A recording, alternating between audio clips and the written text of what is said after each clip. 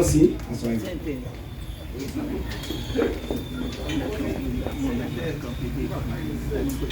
Oui, on va jouer des musiques. Billy Billy. On va faire un petit tatou.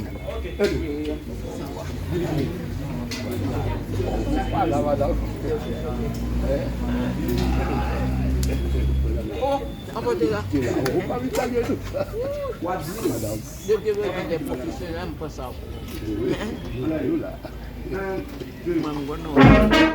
Objectif pour honorer les grandes dames de Saint-Marc qui ont aidé à l'éducation des jeunes adultes maintenant et des enfants qui grandissent. Donc nous voulons faire connaître que le monde ça existe et que c'est valable et que y a une mission que vous accompli et nous devons reconnaissance. C'est une occasion pour nous dire merci. Ça veut dire que ça pour madame Josia.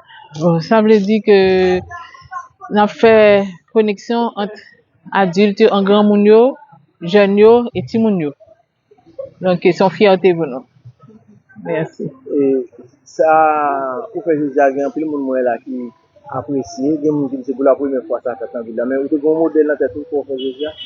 Non, c'est pas la première fois. Nous faisons honneur aux grands de Saint-Marc. Nous avons fait, pour l'école musique, nous avons fait élèves connectés avec des anciens musiciens de la ville qui étaient baillés au plat, qui étaient honorés, qui étaient dans des histoires, qui étaient partagés, qui étaient joués ensemble. Donc, c'est une série d'activités que l'école là a entreprendre pour faire transmission du savoir, transmission des connaissances, transmission du patrimoine de génération en génération. Yeah. Madame, il y a un peu de monde content de nous, mais dis-nous Josia, qui vous est? Moi, eh ben, c'est une femme totale capitale. Moi, arrivé dans début retraite, moi, que je vais le prendre, donc ça me gagne en forme quitter le derrière. Et si je ne pas bailler, je vais la veille. Donc, c'est pas volonté, moi, pour mal avec eux, ça me va transmettre. Donc, je suis fière que je la jeudi avec élèves, avec les grandes dames, les valeurs de Saint-Marc.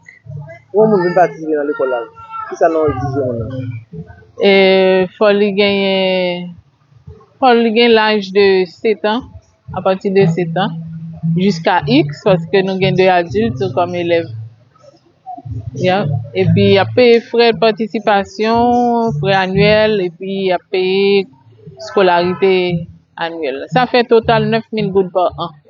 Ça nous offre comme la musique, ça nous offre. Nous offrons piano, nous offrons guitare, violon, saxophone, trompette, trombone, caisse, batterie. Bon, tous les musiciens ont une place. Pour faire orchestre à marcher. Si tu as fini, madame, si tu as un mot spécial, à qui est-ce que tu vas dire? Aux parents. Pour ne pas peur quitter Timounio apprendre musique. Parce que la musique, c'est un sentiment qu'on éprouve, qu'on transmet, qu'on traduit, qu'on partage. C'est lui pas pour retarder Timounio dans l'éducation classique. Au contraire, nous connaissons que des lauréats de l'Artibonite, c'est une musicienne, qui joue piano et elle apprend à jouer dans l'école MCN. Donc, bienvenue à tous. Par la culture et les hommes par l'éducation, dit Jean-Jacques Rousseau, écrivain du XVIIe siècle, dans son livre Émile, un classique de la littérature française. Reconnaissance en ce jour à 3 grandes femmes, 3 grandes figures féminines qui marquent leur passage dans le monde éducatif saint-marcois. Il s'agit de Madame Andrea Lafortune, Madame André Cadet et Madame Déline Cosmius-Pierre. Elles se sont efforcées toute leur vie durant de répandre l'instruction à nos jeunes. Elles ont su mener à bien la triple tâche si noble mais si délicate de diriger l'intelligence de nos enfants vers le vrai, d'élever leur cœur vers le beau, de guider leur volonté vers le bien, c'est-à-dire de former des hommes et des femmes pour être utiles à leur société. Choisir la carrière d'enseignant en Haïti est une tâche ingrate et difficile. Un pays dont la majorité de la population croupit dans l'ignorance. Un pays qui se soucie fort peu de l'avenir de sa jeunesse, sa principale richesse. Ne répète-t-on pas souvent que l'éducation est la voie royale conduisant au développement réel d'une société? En ce jour marquant la journée mondiale de la femme, je suis heureux de pouvoir prendre la parole pour retracer le parcours professionnel de Rose Kulsina Lambert, dit Madame André Cadet. Tout d'abord, Madame André Cadet, par mon organe, remercie le comité organisateur de l'école de musique Christian Noël, dirigé par Madame Héna Ménager de Renoncourt, d'avoir pris cette heureuse initiative de l'honorer aux côtés de deux grandes femmes, Madame Andréa Fortune, Téline Cosmius Pierre. Ce geste la touche profondément et témoigne sans phare l'intérêt que cette école accorde aux valeurs sémorcroises. Elle remercie aussi tous les invités ici présents. Ils ont laissé leurs multiples occupations pour venir assister à cette journée d'hommage. Ces remerciements s'étendent enfin à sa famille, ses fils et ses filles, ses petits-enfants, ses arrière-petits-enfants qui suivent cette cérémonie loin de leur ville natale. Ils auraient aimé être présents, mais la situation que connaît le pays ne leur ont pas permis de se déplacer. Elle ne saurait oublier en ce jour spécial Raymonde Fifi Kénol. Elle lui adresse un remerciement posthume pour, d'une part, l'avoir guidée durant toute sa carrière et pour, d'autre part, avoir cru en ses compétences. Fifi, Madame André Cadet, te dis encore une fois merci. Puisse Dieu te permettre d'entendre sa voix là où tu es dans sa demeure. Toute vocation est un appel. Je cite Georges Bernanos, écrivain français du début du XXe siècle. Mesdames, Messieurs, Rose Kulsina naît à Sémar le 9 avril 1931 sous le signe du bélier, dans une famille modeste. Elle est la fille d'Aline Guignard et d'Annie-Luce Lambert, originaire de Léogane. Elle est orpheline de père dès l'âge de 5 ans. Sa mère multiplie les petits boulots pour l'élever. Un mot spécial et posthume en ce jour spécial pour son frère Enek Sanson Lambert, son père de substitution. Rose Kulsina s'instruit d'abord jusqu'au brevet supérieur à l'école mère Saint-Alvire, dirigée par la congrégation des Sœurs de Saint-Joseph de Cluny. Dès son jeune âge, Rose Kulsina réunit durant les vacances estivales tous les petits de son quartier pour leur enseigner l'écriture, la lecture et le calcul.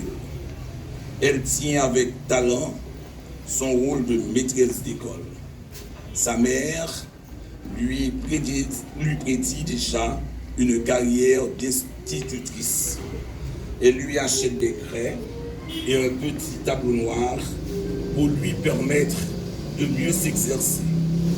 Ainsi est née une passion. On n'explique pas une vocation, on la constate.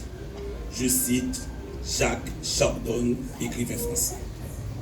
Son cycle d'études terminé, Rose Kulsina s'inscrit à l'école des infirmières de Port-au-Prince. C'était l'époque où il fallait un parrain ou une marraine pour entreprendre des études supérieures, surtout dans le domaine médical. Elle échoue au concours d'admission.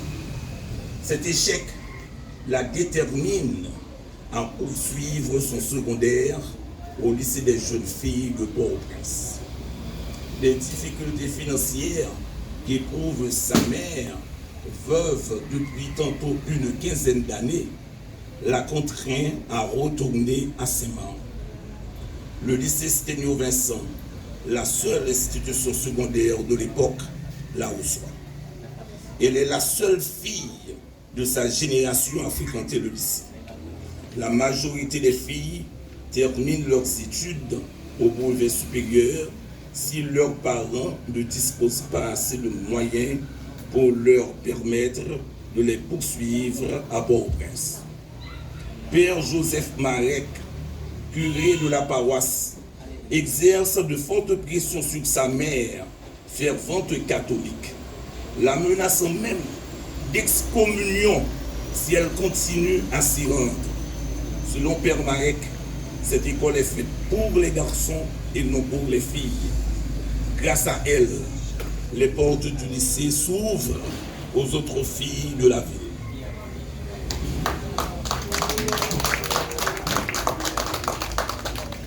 Alors qu'elle est élève au lycée, elle continue à donner des leçons particulières aux jeunes. Madame Anto Dupiton lui confie ses deux fils et sa fille, Guy Roulx et Edwidge Joujou Dupiton. Elle remplace certaines fois chez les sœurs mademoiselle Zula Oginé, qui a été quelques années auparavant sa maîtresse à cette institution. Madame André Cadet a réussi un parcours professionnel remarquable. Sa carrière d'enseignante débute dans la première moitié des années 60, après un bref séjour à Nassau, Bahamas. Elle rejoint l'institution Saint-Antoine, dirigée par son frère Énec Antoine Sonson-Lambert, qui préparait l'entrée à l'école primaire de nombreux jeunes de l'époque, dont Joseph Jopinard, Daniel Poto, David Saillé, Harold Arthur, Gustave Tigou-Gouspinager, André Demesa, pour ne citer que cela. Pendant qu'elle enseigne à cette institution, elle prête ses services en tant que professeure suppléante à l'école Lemont-Colimont. Elle est titulaire de la classe de CEP avec Raymond Fifi Kenol, en assurant les cours d'arithmétique. Un de ses élèves, M. Huygens Demostel, un ancien responsable du service de l'enregistrement de la DGI, me rapporte que grâce à Madame André Cadet, il arrive à maîtriser les racines carrées. L'arithmétique devient pour lui un jeu d'enfant. Aux examens officiels, il est le deuxième lauréat. En 1970, Madame André Cadet est officiellement nommée institutrice à l'école primaire industrielle. Elle s'occupe de la première année de brevet. Sur demande de son amie, Madame Franck Jules Jacqueline Darius, elle est transférée à l'école Antoinette Dessalines normale pour soutenir les élèves du CEP. En avril 1977, Madame André Cadet retourne à l'école primaire spéciale industrielle. Le ministère de l'Éducation nationale la promeut directrice de cette institution pour remplacer Madame Charles Millot-Retraité. Elle se voit donc offrir l'opportunité de prouver son leadership. Elle retrouve au sein de cette institution une équipe dynamique à laquelle elle insuffle son enthousiasme. Elle gère avec professionnalisme cette institution et pour permettre aux jeunes de mieux s'épanouir, elle y a introduit des journées culturelles et récréatives, cinéma, théâtre, promenade, etc. Elle occupe cette fonction jusqu'à sa retraite dans les années 2010. Et même après, elle continue à s'y rendre. Madame André Cadet s'identifie à cette école. En conclusion, je voudrais dire que c'est un bel hommage que l'école de musique Christ Noël rend en ce jour à ces 3 monuments du monde éducatif. J'espère qu'elle va continuer sur ce chemin en honorant d'autres valeurs sémortoises. Merci. Du sport et du bien-être communautaire. Son travail acharné et son dévouement ont contribué à renforcer les liens sociaux et à encourager la jeunesse à s'engager dans les activités saines et enrichissantes. Dans le domaine de l'éducation, Madame Cosméus-Pierre a apporté son expertise en tant qu'institutrice et en tant qu'assistante directrice départementale d'éducation. Son leadership éclairé et son engagement envers l'excellence éducative ont été des moteurs de changement et d'amélioration dans le système éducatif de l'Artibonite. La vie et la carrière de Madame Téline Cosméus-Pierre illustrent un parcours remarquable, caractérisé par la passion, le dévouement et le service désintéressé envers sa communauté et le domaine de l'éducation. Son influence positive continue d'inspirer et de guider ceux qui ont la chance de la connaître et de travailler à ses côtés. Madame Téline Cosméus-Pierre, nous sommes fiers de vous.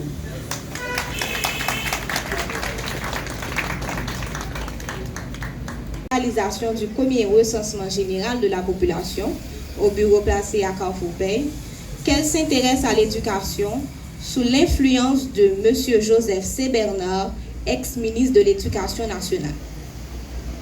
Après son passage au Centre de formation d'études préscolaires à Port-au-Prince, dirigé par Mme Marie-Thérèse Colimon, Mme Lafortune se met au service de la communauté saint-marcoise.